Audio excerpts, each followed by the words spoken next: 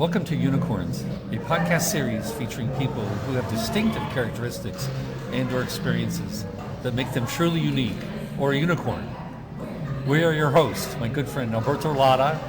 Hello, and this is my friend Phil Robinet. And we are what I consider to be unicorns.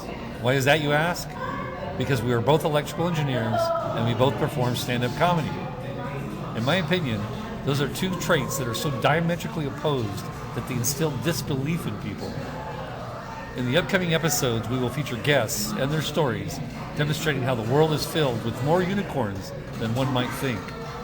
So sit back, keep your arms and legs inside, remain seated until we come to a complete full stop, and enjoy the ride. Unicorns is not suitable for children of any age. Unicorns is intended for mature audiences and entertainment purposes only. Welcome to Unicorns. Today's special guest is my father, the one, the only, Bill Robinet, author of 7 books, co-author of 2 more with myself, accomplished pilot, master mechanic, mechanical engineer. I could go on, but time would not permit. Hey, those master pilot, master mechanic are FAA awards. They're FAA awards. I stand corrected. Leave that I in. also got an award from the state of Texas for 50 years of consulting engineering. See, I told you I could go on for minutes. It's on the wall over there if you want to. My father, Billy, is mankind's last swashbuckler. There will never be another one like him. Never, never, never, never. And let me give you a recent example. Oh, Jesus Christ. He's probably the only 90-year-old person on the planet that just survived COVID. I did. About a month ago. That's why I'm still coughing. And he's smoking his first of 2 cigars today. One of the unique things about Billy, my father, Billy, worked his way through college, crop dusting.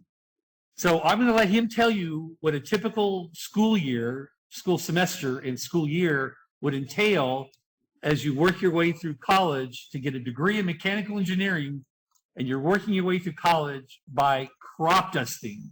Take it away, Billy. Take it away. Took me 6 years to get through. 3 of those seasons, I sprayed trees in Canada for the first part of the season. I would take an incomplete, I'd take my early test on May 15th, 2 weeks before the end. A couple of the profs would give me early tests and the others would give me incomplete because they'd be sticking around the summer at the campus. And so I take the test and I jump in the car and drive to Phoenix and leave the next day for Fredericton, New Brunswick, Canada, to spray trees for the budworm project. Okay, I'm going to interject right here. He's taking off from Arizona to New Mexico and flying to New Brunswick, Canada, which is above Maine. Okay, so you not only in across country, it's diagonally across country. It's the hypotenuse of a right triangle. Continue. And it's an open cockpit airplane. And 20 of us will leave Phoenix and fly formation up there. And we get back around the 1st of July. Then I'd start my cotton dusting. In the Southwest. In around Phoenix area, the Valley of the Sun. And I dust cotton until the middle of September. The day of registration, it was a different registration than you guys experienced. You got to sign up for each class. It take all day long. And I'd have a friend of mine fly me over there and I'd sign up for my classes. And they'd start the next week. Then they'd go back and I'd do 2 more weeks of crop dusting, missing school. Then I'd go back and try to catch up. And I made so much money and enough money in the summer, not so much, enough money in the summer that I didn't have to work throughout the 2 semesters.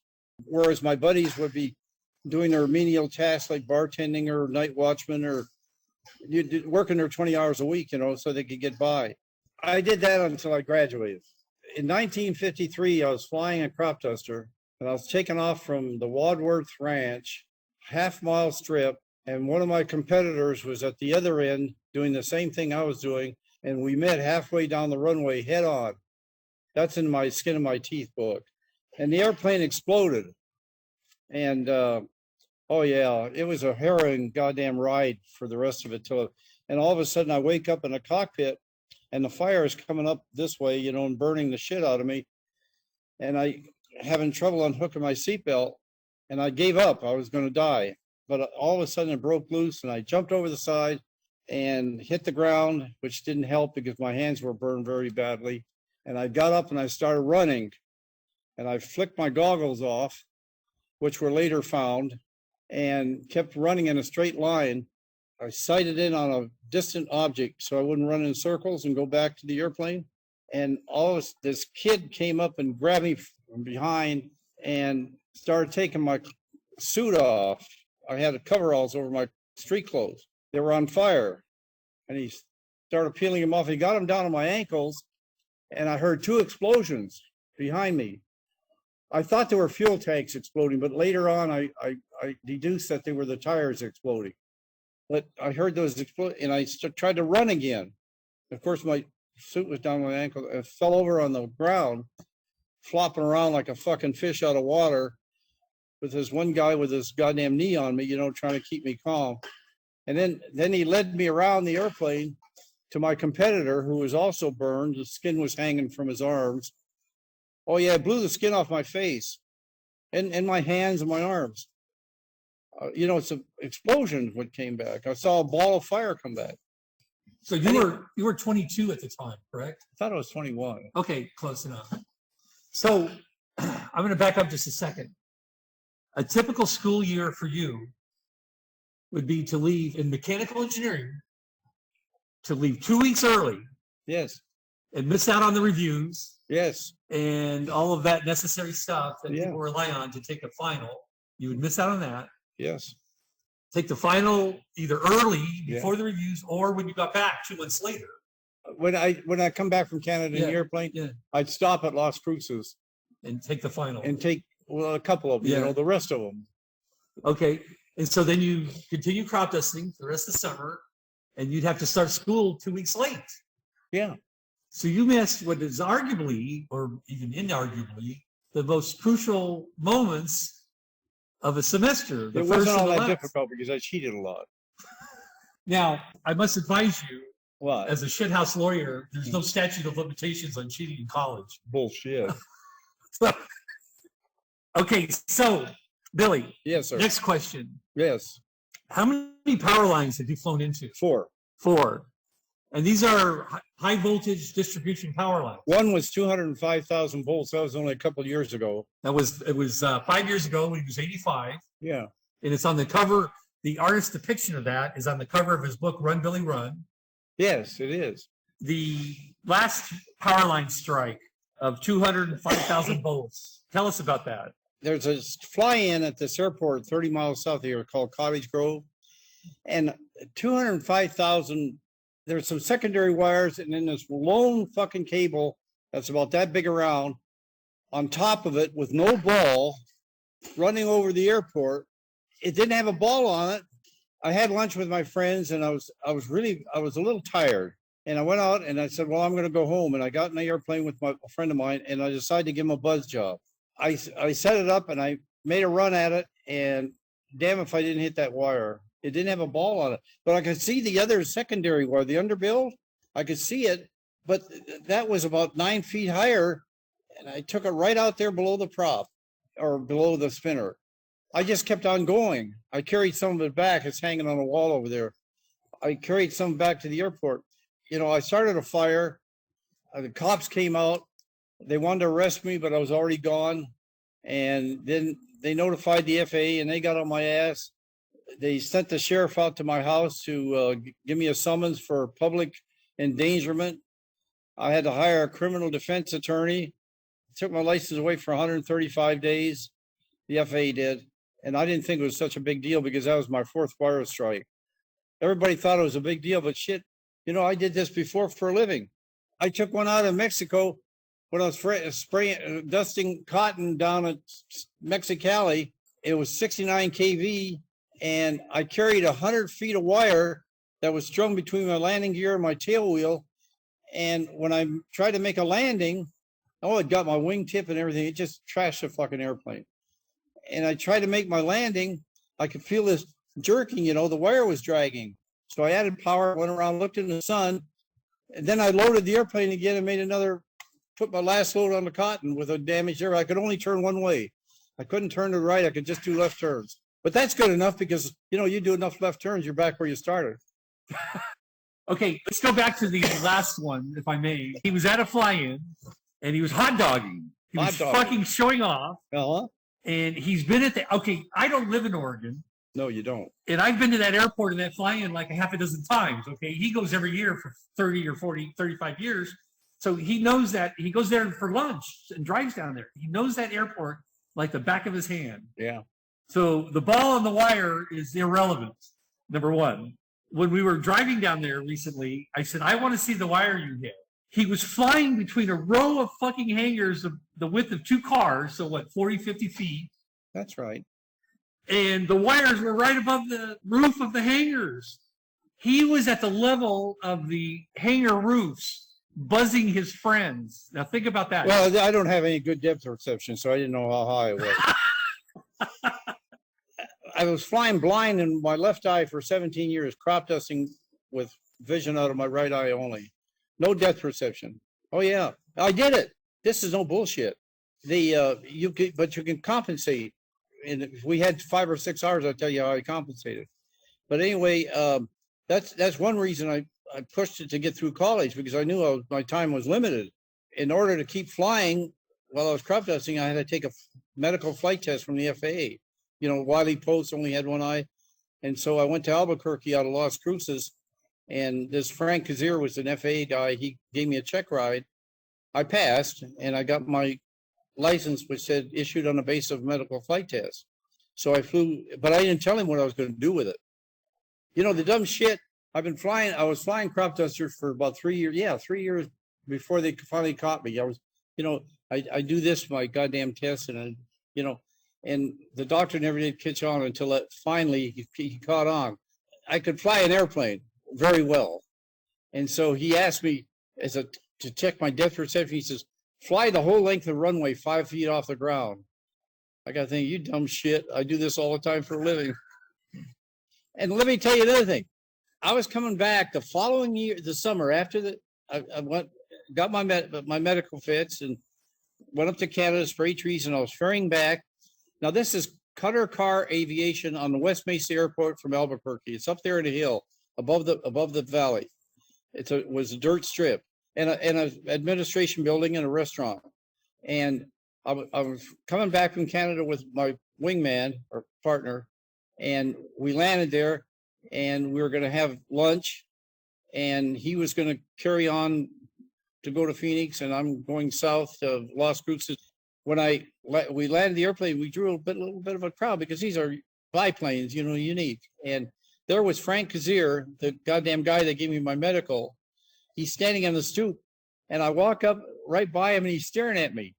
He wondered, where have I seen this fucker before? Because, I had a flying suit on. I looked different. So I went in a restaurant, and I'm eating, and he'd wander over to the restaurant. He looked like this, sideways like a dog, and see if he could pick me up. I said goodbye to my partner, Sam Steele, and was going out to the airplane by myself, and walked past him again. And he stood on a stoop and watched me walk to the airplane. And I propped the son of a bitch with nobody in the cockpit, got it started. Then I ran around and jumped in the cockpit, and he's still standing there. So I took off, and I made a swooping turn and headed right for that son of a bitch. And just before I got to that building, I pulled that fucker up, and he walked in the restaurant. He wanted to know, who was that guy? Nobody knew, they all played dumb. I never got violated. He never knew it was you. No. The guy with one eye. But you know what? I should have called him on the phone. Yeah. And told him. Is it too late? Yeah, no, he's dead. There's one other incident that you might be interested in. I was coming out of Canada. We finished a job, and I was flying a flight of 16 of us to Fredericton, New Brunswick, to check out and go home. I took my hard hat and threw it in the goddamn hopper and put my leather helmet on and threw my shoulder harness in the back and just tied my seatbelt. We're playing around. We have 2 hours of fuel in the airplane. They wouldn't let us fill the ox tanks. The Canadian government wouldn't let us fill the ox tanks. And so the chief pilot was leading us, and they had an assistant chief pilot who got killed a year later, Peyton. And he was taking up the rear. when we were approaching Fredericton, there was a sea of clouds below us. 30 miles behind us was a small strip that we had sprayed at from called Nicktaw, which was an auxiliary airport we could use. But we're following the chief pilot. He goes around Fredericton, makes a sweeping turn, and starts heading back. And I assumed he was going to Nicktaw because this was my third year. I'm looking at my wingman, Bill Taylor. I was the lead pilot. He was the wingman. We had a flying formation all the time. We're flying back, and I see a guy named Richard Joyce go down through the overcast. Then there's this other guy, I can't remember his name. He goes through the overcast. 6 of us.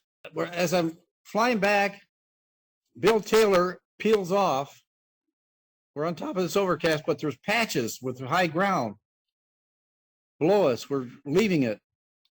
And I have to make a decision. I said, should I go with my partner or should I fly with the group?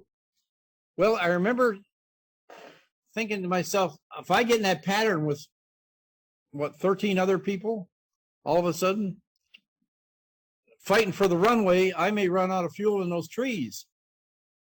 So I decided to go down with Bill Taylor. I still had fuel, but my thing was empty, bouncing on empty. He'd run out of fuel. And so I followed him down, and he landed in this field. I saw him make an approach to the field, and I saw another one over here, and I said, well, I'm going to look this one over. It looks a little better, but while he's landing, and so it didn't look as good. So I came back and I landed with him.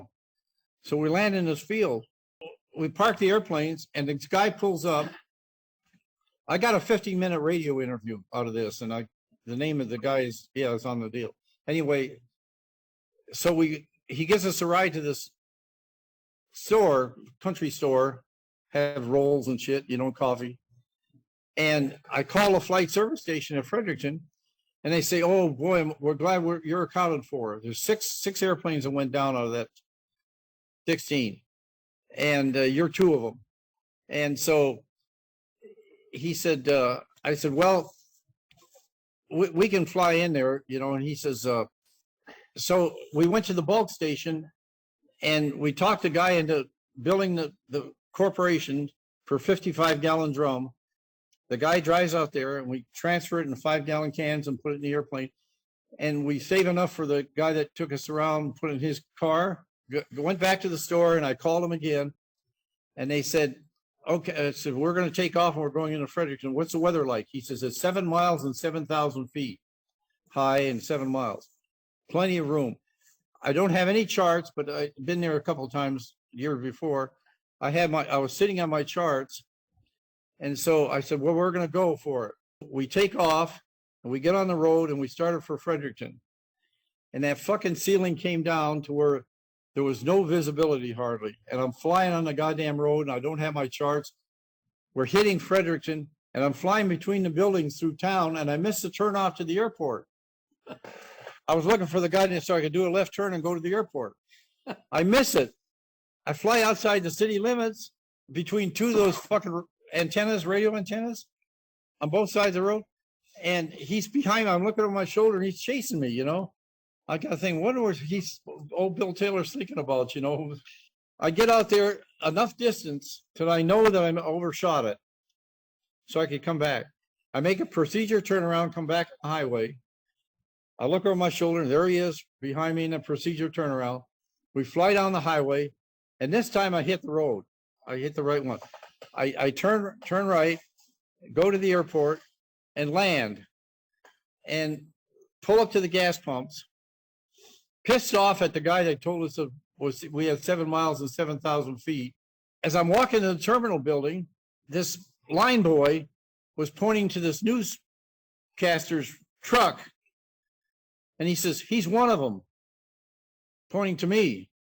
And I go inside and he follows me inside. He said, will you do an interview with me? I said, sure. I was pissed off. I was pissed off at the chief pilot. I was pissed off at Peyton. I was cussing everybody out, for all the shit. I was kind of feisty. He gave me a 15 and I told him, I said, I want the tape. And he gave it to me. It's in a drawer. I can loan it to you and you can take it with you. It's a nice, interesting tape. Very, very immature though, because I was young. I was 24 at the time. Yeah, and it's kind of immature-ish. But anyway, he interviewed me. And so Peyton gets a hold of me and he starts giving me shit about not following the group to Dictaw. And I told him, you can't fight success. We didn't put a scratch in those airplanes. Those other 4 guys did. They totaled them. They wiped them out. They all survived, and he wouldn't listen. And so I gave him all kind of shit. And I walked down to the customs where everybody was gathering around, and they'd already been playing the tape. And the customs guy was listening to it. He says, boy, that guy won't be invited up here. He didn't know it was me. They get a van and they take us to the hotel. And we already had a room for us, me and Taylor. And so pull up and I talk to the clerk and he says, oh, you're Bill Robinet. Well, Mr. Dr. The head of the corporation, forget his name momentarily. Anyway, he says, he's expecting you up in his room. His room is such and such. They had already come down from headquarters and were congregating in his room for the investigation. They took my bag and I walked up to the room and knocked on the door and a guy opened it up and I started giving, oh, stop right there. Barney Fliegler was his name, Dr. Fliegler. He said, Dr. Fliegler wants to talk to you. So I go up to his nice, kind old man. So I go up to him, ready to jump his bones. What are you drinking? They're all drinking. They had scotch, I told him, okay, I'll take a scotch. And he started talking, he had my file in front of me because I've been there 2 years before. And he started talking about me being an engineering student. I couldn't get a word in edgewise to tell him it wasn't my fault. And he wouldn't listen, he just kept talking. And so he calmed me down. It ended up, believe it or not, that he offered me a job as a chief pilot the next year. Right there. I told him I'm graduating next January. I'm going to go do some engineering. They held us in Fredericton for a couple of days while before they release us. The DOT, Canadian DOT, converts in a site. When they released us, of course, I went home. That's the end of that story. But I had this decision I had to make. Go to Nicktaw with these other 13 or 14 airplanes or how many, fight for the goddamn runway, or go down with Bill Taylor.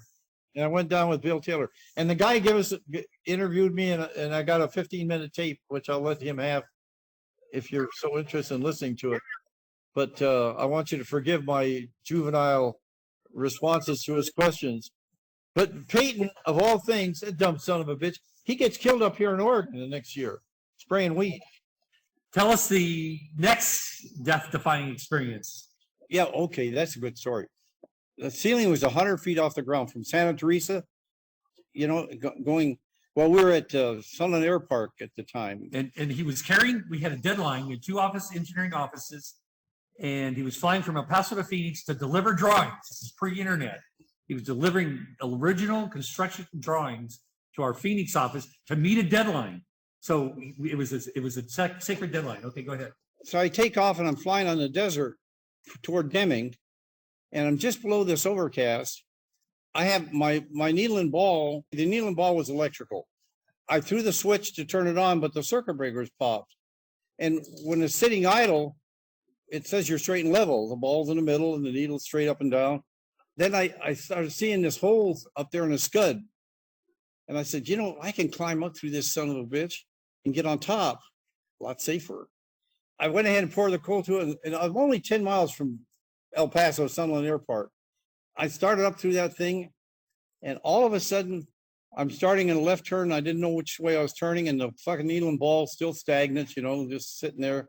My airspeed started picking up. So I started hauling back in the stick to control the airspeed. I'm pulling about 4 Gs.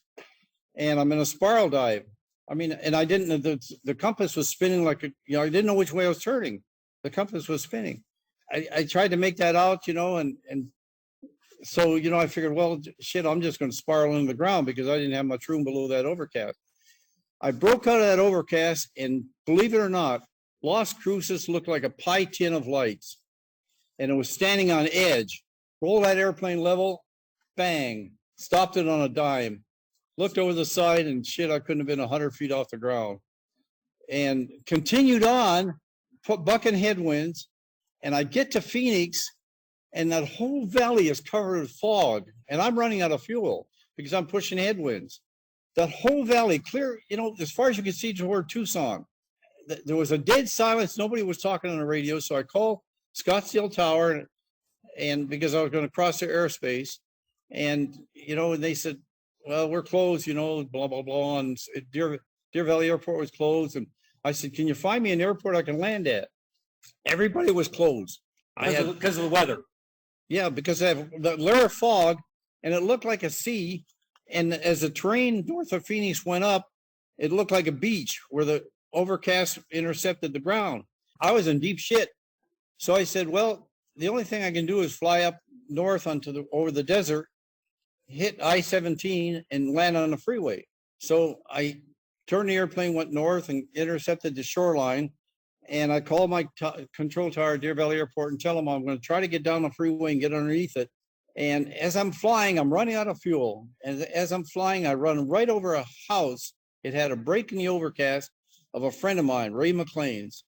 He had a half-mile road. Actually, it was a quarter-mile road in front of his house that we've landed on before. I mean, what a coincidence. And I flew over it and I said, Jesus Christ, there's Ray McLean's house. I can land there. And so I continued on for another 5 miles or so to I-17 to see if I could get underneath it. And I couldn't. So I went back to Ray's house. And by that time, my bladder was about this big around, the size of a basketball, in case you're not videoing this. And I was shaking like a leaf. I made 2 attempts before I could finally get that airplane slowed up enough to land without overshooting. On the 3rd try, I just slowed it up way, way down, and landed and pulled up in Ray's house. And I ran out of fuel as I'm taxiing on his lawn. I asked him, I said, Ray, will you drive me to my airport so I can pick up my car? I got a meeting in town, which was over 30 minutes late by that time. I stopped off at the high school on the way down and got his brother, Willie, who was 15 years old at the time, and got him out of class. And while the registrar was listening to our conversation, I asked him, I said, buy 5 gallons of gasoline and go up to Ray McLean's house and pick up the airplane and fly it over to Deer Valley this afternoon after school. She couldn't believe what she was hearing. Here's this fucking kid about 5 feet tall. And I said, be sure to pick up your cushions at the airport because they're not in the airplane anymore. Willie's my brother, the 15-year-old. He flew 1,200 hours from the time he was 12 to 16, and I was buying the fuel. By the age of 17 or 18, he was doing air shows. Oh, yeah. He was barely shaving, and he would climb out of the cockpit. And here's this kid, that's barely shaving. But we will save my brother for another episode, perhaps.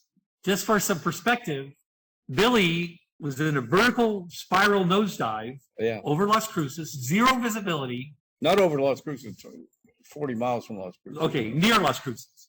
0 visibility. He had no way which was up, which direction was up, or which way he was spinning, clockwise or counterclockwise. This is how John F. Kennedy Jr. died. Yeah, that's exactly how he died. The exact same scenario. He was over water. Billy pulled out 100 feet off the ground and kept going because he was late for a meeting. Okay, so let's recap. We have the mid-air collision. We have 4 high voltage wire strikes. And we have the vertical nosedive that killed John F. Kennedy Jr. That puts us up to 6. He's got you beat by 1, Al. But you got time left. Well, if you want to close calls, I'd always scud run between El Paso and Phoenix, and I'm flying my Beach Bonanza this time. When I can either fly I-10 through Tucson up the valley to Phoenix, or at Lordsburg, I can cut over towards Safford, Globe, and down a shortcut. It's a triangle. I'm flying by Safford and Globe, and I said, this is neat. I can do this. The only trouble is if it goes through a tunnel, and it occurred to me the Queen Creek Tunnel was in front of me. Oh, shit. So I pulled that up, and I went into the clouds, figured I gritted my teeth because I'm going to hit a mountain. And I don't know how the hell I missed it, but I rolled out on top of that fucker without hitting a mountain on my reciprocal heading. And then I flew to the top of the overcast over to Phoenix. Shit, that was a close call. That tunnel would have done me under. And okay, Billy, what I'd like to do is briefly describe book number 2. That was For All the Wrong Reasons. And incidentally, I named that book, I called it The Fickle Finger Fate. And my wife said, no, that's bad. No, Fickle Finger. I said, well, you name it then. So she named it For All the Wrong Reasons. I had a lot of stories that involved me, but discretion being the better part of valor, I didn't want to, it was like a confession, you know, I'm married. So I made a fiction out of it and named the guy Billy Cotton, me. So all the events in there are true stories. And the one that's outstanding is my wife's cousin, Walter Marty, dinged up his airplane at Deer Valley Airport. He was building I-17. He was a construction superintendent. He called me on the phone. He's crying. He ground looped the airplane, got the wingtip bent up. The horizontal stabilizer was bent up. The right wheel was trash. There was no brake, you know. I mean, the tire was still on. He called me and he's from Vegas and he wants me to fly this thing to Vegas. And I said, okay. So I said, but I'm not going to do it without a parachute because, you know, that son of a bitch was dinged up pretty bad. I mean, the spar was busted. So we went over to the parachute place, the Skydivers Club, and wanted to rent a parachute from them. No, we'll sell you one, but we're not going to, and we'll buy it back, but we're not going to rent one. Okay. They give me an old seat pack, you know, World War II seat pack. And so we take it over and we take the right door off the airplane so I can get out and the right seat. So in case something happens, to get the hell out of there. We show up at the airport, you know, and I want to wait till the air smooths out a little bit, you know, toward the end of the day. So we go over to Crazy Al's and we start drinking beer. And, you know, then we go out in this 110-degree heat and I still have a biggest part of, I brought a six pack with me. I'm drinking one out of the six pack and I get in the airplane, I fire it up, taxied out, and I kind of ground looped it 3 times at a crosswind before I got to the end of the runway. And so I run it up and I throw my beer can out the door and haul ass. The airplane was, you know, I was going to slow fly it to keep the vibration down. I felt like Steve McQueen in that movie where he's flying that B-17 back from a bombing run and trying to clear the White Cliffs of Dover. And he's sitting there. Well, that airplane was shaking that bad. And so I just added full power, said, fuck it, you know, and kept on going. And I get near Kingman and I have to pee. I'm drinking beer all this time out of that six pack. I have a church key. It's not the pop top, it's a church key. And I'm drinking beer and throwing the goddamn empty cans out the door. And so I have to pee. I said, oh, Jesus Christ, you know, don't have a container. So I unhook my seatbelt and take the crotch straps of the parachute, unhook those, unbutton my pants. And I'm not hung like a fucking jersey, you know, started pissing on the floor. And of course, the draft in the airplane was just turbulent and it just sprayed all over me in the airplane. And so anyway, I get through peeing and I have to pee about 3 more times before I get to Vegas. You know, it just kept being beer. And so I kept my pants open and my dong hanging out. Why button it back up, you know? If I'd had a bill out of that airplane, I'd have been a dead man with no cross strap, you know? So I overfly Vegas and go to North Las Vegas Airport. And I'm worried about the landing with only 1 brake. Jesus Christ. So I circle around there and I landed and the wind quit. And so I landed straight. I managed to get to a tie down. I tie the fucking airplane down. I take the key out and I lock the door. I don't have the door on the right. I go in the toilet room and I try to douche off, you know, all the fucking remnants of the goddamn waste product, you know. It was a bad deal flying that fucking airplane, but I don't know why he did it. We could have taken the wings off and trucked it up. You did it because you're Billy. Yeah. I didn't think anything different, you know. As an airplane should fly. It's that simple. It's that simple. Okay, book number 3. What's the title of the book? Chronicles. There's nothing really, that's a very interesting book because they're true facts of things I was exposed to other than crop dusting and whatnot while I was engineering. One of the books I wrote was how to buy and sell airplanes. When I was engineering, I was also flight instructing. I got my instructor's license and I was flight instructing. Before and after work, I would see an airplane, I'd buy it, and I'd tinker with it, you know, and get it up to speed and fly the shit out of it and get tired of it after 6 months. And I'd put it up for sale. And I did that 28 times before I retired. The number is now about 33. How many times did you make a profit? All of them. Every one I made money on, every airplane I bought and sold. So I wrote a book about how to buy and sell airplanes. And it's a good book and people have used it. But So the engineering days. okay, the engineering days, I started out graduation when I graduated, and until I retired and told about the jobs we did and all the interesting things. And it's about a 365-page book.